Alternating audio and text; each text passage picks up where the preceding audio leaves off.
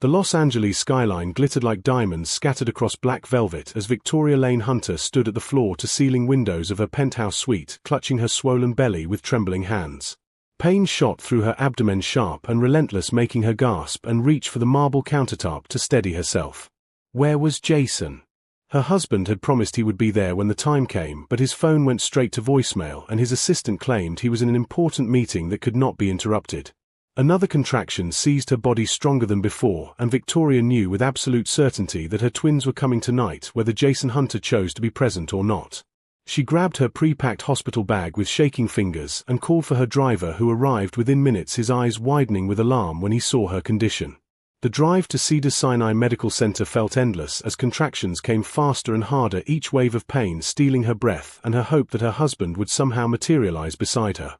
Victoria had built her tech empire from nothing, creating innovative software that revolutionized healthcare management and earning her a fortune that rivaled Jason's own wealth. Their marriage had been the merger of two powerful dynasties, celebrated in every gossip column and business journal across the country.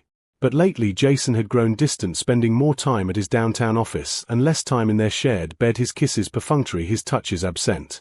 She had convinced herself it was just the stress of expanding his real estate empire into international markets that he would return to her once the deals were finalized.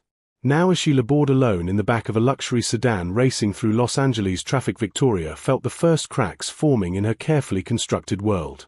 The hospital entrance blazed with light and medical staff rushed to her side with a wheelchair and reassuring voices guiding her through automatic doors. A nurse checked her vitals while another called for the obstetrician, and Victoria found herself scanning every face in the corridor, desperately hoping to see Jason's handsome features. But he never came. Instead, as they wheeled her into a private delivery suite and the doctor announced she was fully dilated, a different man burst through the door. Nathan Drake. Her business rival, the enigmatic billionaire who had challenged her at every tech conference and whose dark eyes had always seemed to see straight through her polished exterior. He stood there in an expensive charcoal suit, his jaw tight with concern, looking completely out of place yet somehow exactly where he needed to be. Victoria stared at Nathan Drake through a haze of pain and disbelief, unable to process why her fiercest competitor was standing in her delivery room.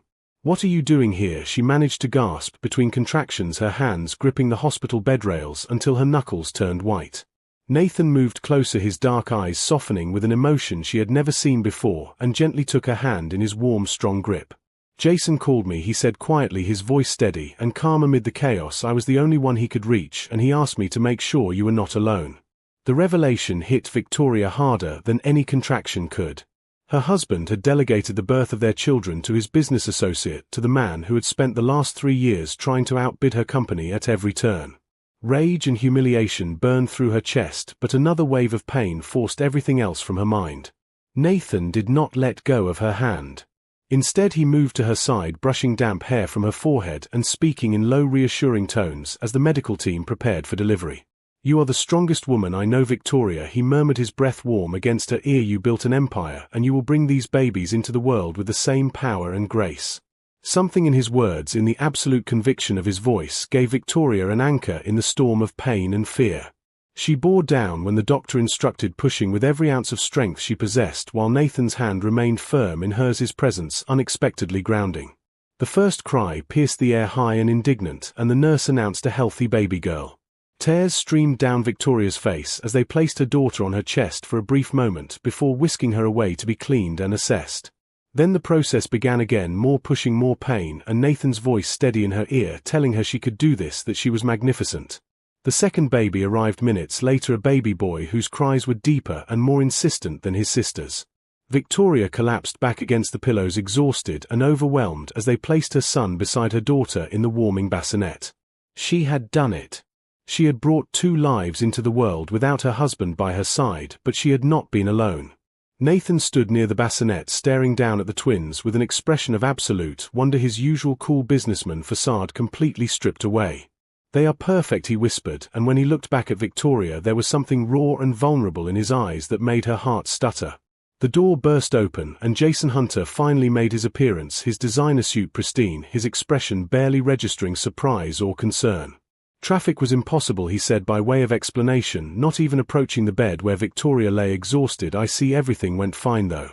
Fine. Victoria repeated the word, tasting bitter on her tongue. You missed the birth of your children, Jason. He waved a dismissive hand, already pulling out his phone. I'm sure Drake kept you company, he said without looking up. Besides, I have the Peterson deal closing tomorrow, and it required my attention. Nathan's jaw clenched and Victoria saw his hands curl into fists at his sides. Jason finally glanced at the twins, gave a perfunctory nod, and turned back to his phone. I will have my assistant arrange for the best nanny service, he said. Victoria, you should rest and recover. We have the charity gala next month, and you need to look presentable. Something inside Victoria shattered completely in that moment. Not her dreams of wealth or status, but something far more precious, her belief that Jason Hunter had ever truly loved her. Nathan stepped forward, his body positioning itself between Jason and the hospital bed, his presence protective and fierce. Perhaps you should leave, Jason, he said, his voice dangerously quiet. Your wife has just endured hours of labor and deserves your respect, if not your love. Jason looked up from his phone, his eyes narrowing. Do not presume to tell me how to handle my marriage, Drake, he snapped. This does not concern you. Nathan's dark eyes blazed. Someone called me to be here when you could not be bothered, he said. Someone made me responsible for ensuring Victoria was safe, and I take that responsibility seriously. The tension in the room crackled like electricity, and Victoria watched the two billionaires face off over her hospital bed. She should have been mortified, but instead she felt something else entirely. Gratitude toward Nathan and a cold hard clarity about her marriage. The scandal broke within 48 hours of the twins being born. Someone at the hospital leaked photos of Nathan Drake holding Victoria's hand during delivery, and the media erupted with speculation and wild theories. Billionaire love triangle, screamed the headlines. Drake delivers rivals babies while husband absent. Victoria's phone exploded with calls from reporters, investors, and supposed friends, all hungry for details she refused to provide. Jason was furious, not because his wife had been humiliated, but because the scandal threatened his carefully cultivated image. He stormed into their penthouse 3 days after the birth while Victoria sat in the nursery feeding her daughter Emma and watching her son Lucas sleep peacefully. You let Drake touch you, he seethed, pacing the marble floor like a caged animal. Do you have any idea what this has done to my reputation? Victoria looked up from Emma's tiny face and felt ice crystallize in her veins. Your reputation, she repeated slowly. I was in labor alone, Jason, alone, because you prioritized a real estate deal over the birth of your children. He waved that away as if it were inconsequential. Drake had no business being there, he snapped. The optics are terrible. People are saying you are having an affair, that the babies might not even be mine. The accusation hung in the air, poisonous and vile. Victoria stood carefully, placing Emma in her bassinet and turning to face her husband with steel in her spine. Get out, she said quietly. What? Jason blinked, clearly not expecting defiance. Get out of this nursery, get out of my sight, Victoria said, her voice rising. I will not have you near my children when you speak such disgusting lies. Jason's face flushed red. Your children, he mocked, they are my heirs, Victoria, my legacy. Not if you keep acting like they are investments instead of human beings, she shot back. The argument escalated, Jason's voice growing louder until both babies began crying, their distress piercing Victoria's heart. She moved to comfort them, but Jason grabbed her arm roughly. We are not finished talking, he growled. Let her go. Nathan Drake stood in the nursery doorway, his presence commanding and his expression thunderous. Jason released Victoria, immediately, his surprise evident. What are you doing in my home, he demanded. Victoria called me, Nathan said, simply moving into the room with the confidence of a man who belonged there. She needed help with the twins, and you were not here. Again, Victoria thought, always again, you are somewhere else. Jason's eyes darted between them, suspicion and rage warring on his features. This is exactly what people are saying, he hissed, that you two are involved, that this whole thing is some elaborate scheme. Nathan moved closer to Jason, his voice dropping to a dangerous whisper. The only scheme here, Hunter, is your pathetic attempt at being a husband and father, he said. Victoria deserves better than a man who treats her like a business asset. For a moment Victoria thought Jason might actually throw a punch. But instead he laughed coldly and headed for the door. Fine, he said, keep playing house with Drake, Victoria, but remember who you are legally bound to, remember who controls half of everything you own. The door slammed behind him, leaving silence in his wake. Victoria sank into the nursing chair, trembling with adrenaline and exhaustion. Nathan immediately moved to the twins, checking on Lucas and then Emma with gentle practiced movements that surprised her. When did you learn to handle babies? She asked, her voice barely above a whisper. "I have 3 nieces," Nathan replied softly, "and I helped my sister after her husband passed away." Victoria felt tears slip down her cheeks unbidden. She had married Jason thinking he was her equal, her partner in building something extraordinary together. But Nathan Drake, the man she had viewed as her rival, had shown her more care and devotion in 3 days than her husband had in months. Nathan finished settling Emma and turned to Victoria kneeling beside her chair. "You do not have to stay with him," he said quietly, his dark eyes intense. "You are strong enough, wealthy enough, powerful enough to leave." "I know," Victoria whispered, "but leaving means admitting I failed, admitting that I chose wrong." Nathan reached up and gently wiped a tear from her cheek, his touch sending unexpected warmth through her. "You did not fail," he said, "Jason did, and choosing to protect yourself and your children is not weakness, Victoria, it is the bravest thing you could do." She looked into his eyes and saw something that terrified and thrilled her in equal measure. Devotion, real, genuine care that had nothing to do with wealth or status or business deals. Nathan Drake had somehow become her protector, her support, and possibly something far more dangerous. Someone she could fall in love with. 3 weeks passed in a blur of sleepless nights, feedings, and the constant presence of Nathan Drake in Victoria's life.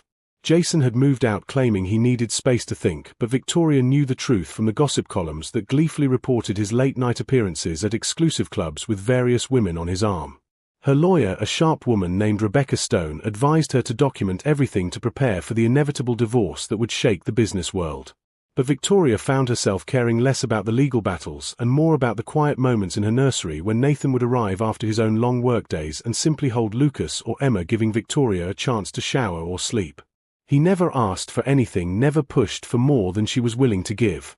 Yet the tension between them grew with every accidental touch, every shared smile over the twins, every moment their eyes met and held for just a beat too long. One evening, as rain drummed against the penthouse windows, Nathan arrived with takeout from Victoria's favorite Italian restaurant. "You need to eat something other than coffee and granola bars," he said, unpacking containers of pasta and fresh bread. Victoria laughed, the sound feeling foreign after weeks of stress. "You are keeping track of my diet now," she teased, settling onto the couch while he arranged the food. "Someone has to," Nathan replied, his tone light, but his eyes serious. "Jason certainly is not." They ate in comfortable silence, the twins mercifully asleep in their nursery, and Victoria felt something unfamiliar, peace. Nathan refilled her wine glass and settled beside her closer than he had ever sat before. "I need to tell you something," he said, his voice low and intense. Victoria's heart began to race. Nathan turned to face her fully, his dark eyes burning with emotion. "I did not come to the hospital that night just because Jason called me," he admitted. "I came because the thought of you going through that alone made me physically ill." Victoria set down her wine glass, her hands trembling. Nathan continued, his words coming faster now, as if he had been holding them back for too long. "I have watched you for 3 years, Victoria, watched you build your empire with brilliance and grace, watched you marry a man who did not deserve you, and tried to convince myself that competing with you professionally was enough. But it was never enough," Nathan said, reaching for her hand. "I have been in love with you since the first tech conference when you destroyed my presentation with facts and logic and that incredible fire in your eyes." Victoria's breath caught in her throat. The confession hung between them, electric and dangerous. "I am still married," she whispered, though her heart was screaming at her to close the distance between them. "I know," Nathan said, his thumb tracing circles on her palm, "but Jason abandoned you, Victoria. He abandoned these babies, and I cannot stand by and pretend I do not feel what I feel anymore." Victoria looked into his eyes and saw her own desire reflected back. She thought about Jason's indifference, his cruelty, his complete absence from the most important moments of her life. She thought about Nathan's steady presence, his gentle care, the way he looked at her children as if they were precious gifts. And she thought about her own heart, which had been breaking and healing simultaneously for weeks. "This is complicated," she breathed. Nathan smiled slightly. "Everything worth having is complicated," he said, "but I am not asking you to make any decisions tonight, Victoria. I just needed you to know that when you are ready, when you have ended things with Jason properly, I will be here." He started to pull away, but Victoria's hand tightened on his. "Wait," she said, her voice barely audible. Nathan froze, his entire body tense with anticipation. Victoria leaned forward, slowly giving him every opportunity to retreat. But Nathan did not retreat. Their lips met softly, at first a tentative exploration that sent electricity racing through Victoria's entire body. Then Nathan's hand came up to cup her face, and the kiss deepened, becoming something desperate and passionate and utterly consuming. When they finally broke apart, both breathing hard, Victoria felt tears streaming down her face. "I am scared," she admitted. "I am scared of making another mistake, of choosing wrong again." Nathan rested his forehead against hers, his breath warm on her lips. "You are not choosing wrong," he promised. "You are choosing yourself, Victoria, choosing happiness, choosing someone who will stand beside you, not in front of or behind you, but as your equal." The words broke something open inside Victoria's chest. She kissed him again, this time with certainty, with decision, with 3 years of denied attraction finally set free. They made love that night, slowly, tenderly, with a passion that felt like coming home. Afterwards, as they lay tangled together on her bed, Nathan traced lazy patterns on her shoulder. "I meant what I said," he murmured. "You take whatever time you need to end things properly with Jason. I am not going anywhere." Victoria turned to look at him, this man who had somehow become everything she needed. "Tomorrow," she said. "I file for divorce tomorrow." Nathan's eyes widened. "Are you sure?" he asked. Victoria thought about her children sleeping peacefully down the hall, about the life she wanted to build for them. She thought about Jason's coldness and Nathan's warmth, about millionaire dreams that had shattered and made way for something real. "I have never been more sure of anything," she said. Nathan pulled her close and kissed her forehead. "Then I will be with you every step of the way," he promised. The divorce proceedings were brutal and very public. Jason fought Victoria on every front, accusing her of adultery, using the hospital photos as evidence, and demanding full custody of the twins despite having barely seen them since their birth. The media circus was relentless, with cameras following Victoria everywhere and reporters shouting questions about her relationship with Nathan Drake. But Victoria stood firm, supported by Rebecca Stone's brilliant legal strategy and Nathan's unwavering presence. The custody hearing was the worst day. Jason's lawyers painted Victoria as an unfit mother who had abandoned her marriage vows and exposed her children to scandal. They brought up her demanding work schedule, her company's recent expansion, the long hours she had worked during her pregnancy. Victoria sat at the defendant's table, feeling her carefully constructed composure begin to crack. Then Nathan was called to testify. He took the stand with quiet confidence, his expensive suit and commanding presence filling the courtroom. Jason's lead attorney, a man named Richard Morrison, approached with a predatory smile. "Mr. Drake," Morrison began, "is it true that you have been staying overnight at Mrs. Hunter's residence multiple times per week?" "Yes," Nathan replied calmly. "And is it true that you were present during the birth of her children despite having no familial or legal connection to them?" "Yes," Nathan said again, his eyes never leaving Morrison's face. Morrison's smile widened, clearly thinking he had scored a point. "So you admit to having an inappropriate relationship with a married woman?" he pressed. Nathan's expression hardened. "I admit to being present when Mrs. Hunter needed support," he said, his voice carrying clearly through the courtroom. "I admit to ensuring she was not alone during one of the most vulnerable moments of her life, when her husband chose to prioritize a business deal over the birth of his children." Morrison opened his mouth to object, but Nathan continued. "I admit to helping care for 2 innocent babies whose father has visited them exactly 3 times in 2 months," he said, "and I admit to falling in love with a woman who deserves far better than a husband who treats her like a business asset and his children like investments." The courtroom erupted in whispers. The judge, a stern woman named Margaret Chen, banged her gavel for order. "Mr. Drake," she said, her expression unreadable, "please stick to answering the questions asked." Nathan nodded, but his eyes found Victoria's across the courtroom, and the love and support she saw there gave her strength. The hearing lasted 3 more grueling days. But in the end, Judge Chen's ruling was decisive. Joint legal custody with primary physical custody to Victoria. Jason would have supervised visitation rights until he could demonstrate consistent involvement in the children's lives. The restraining order Victoria had requested based on Jason's aggressive behavior during their argument was granted. And the division of assets, while complex, would be handled fairly, with both parties retaining their separate business interests. Victoria walked out of the courthouse with Nathan's hand in hers and felt lighter than she had in months. The media swarmed them, but Nathan's security team kept them at bay long enough to reach the waiting car. 6 months later, Victoria stood in the nursery of her new home, a beautiful estate in the Pacific Palisades that she had purchased entirely with her own money. Emma and Lucas were pulling themselves up on furniture, now babbling and laughing and growing more beautiful every day. Nathan came up behind her, wrapping his arms around her waist and resting his chin on her shoulder. "Happy," he murmured. Victoria leaned back into his embrace, watching their children play. Her divorce was finalized, her company was thriving, and she had found love in the most unexpected place. Jason had faded into the background, seeing the twins once a month for brief supervised visits and focusing his energy on his business empire and his revolving door of girlfriends. The scandal had eventually died down, replaced by newer, more exciting gossip. And Victoria had discovered that her shattered millionaire dreams had simply made way for something far more valuable. Real love, authentic partnership, and a family built on devotion rather than duty. Nathan turned her in his arms and pulled out a small velvet box. "I know we said we would wait," he said, his dark eyes nervous and hopeful, "but I have waited 3 years already, Victoria, 3 years of watching you from across conference rooms and wishing you were mine." He opened the box, revealing a stunning ring that caught the afternoon light. "I do not want to wait anymore," he said. "Will you marry me not for mergers or media attention or business advantages, but because I love you and I want to build a life with you and with Emma and Lucas?" Victoria felt tears streaming down her face, but this time they were tears of pure joy.